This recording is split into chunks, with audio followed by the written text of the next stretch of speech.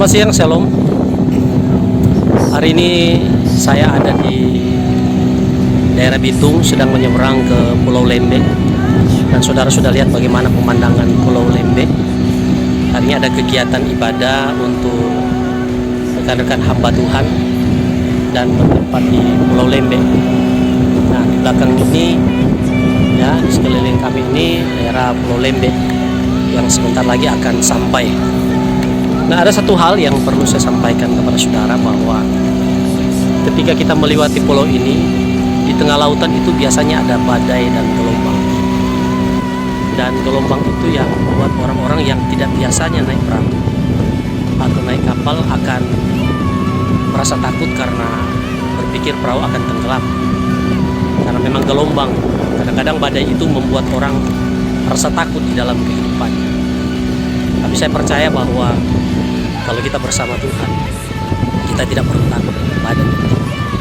Sama ketika Tuhan Yesus saat itu dia ada di tengah danau, dia tertidur dan gelombang badai datang, dan murid-muridnya begitu takut dan sehingga mereka berteriak, "Tuhan, Engkau tidak peduli kalau kami mau mati."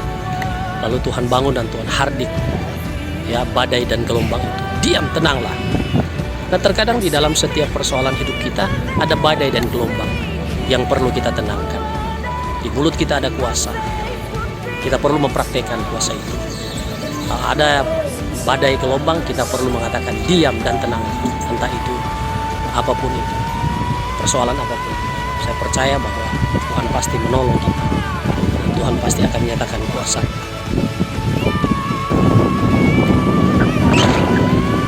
Saudara, badai dan gelombang itu bukan hanya ada di luar kita, tetapi ada di dalam kita. Kadang-kadang ada persoalan di dalam rumah tangga kita, di pekerjaan kita, di mana saja. Tapi saya tahu itu semua dari luar.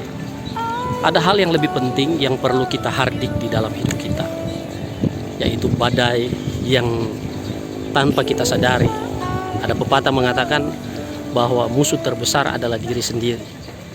Emosi, rasa marah, dengki, iri hati, sesungguhnya itu badai yang perlu kita teduhkan di dalam kehidupan kita, ya. Dan kita perlu berkata kepada diri kita sendiri ketika emosi, ya, rasa benci, amarah itu meledak dalam hidup kita, badai itu datang, sama seperti yang dilakukan oleh Tuhan kita Yesus Kristus. Kita perlu mengatakan diam dan tenanglah, maka badai itu di dalam diri kita itu akan diam dan akan tenang. Ingatkah saudara ketika, ya, Raja Daud tidak bisa memuji Tuhan, dia perintahkan jiwanya untuk memuji Tuhan. Dia katakan, "Jiwaku, pujilah Tuhan. Pujilah Tuhan, hai jiwaku."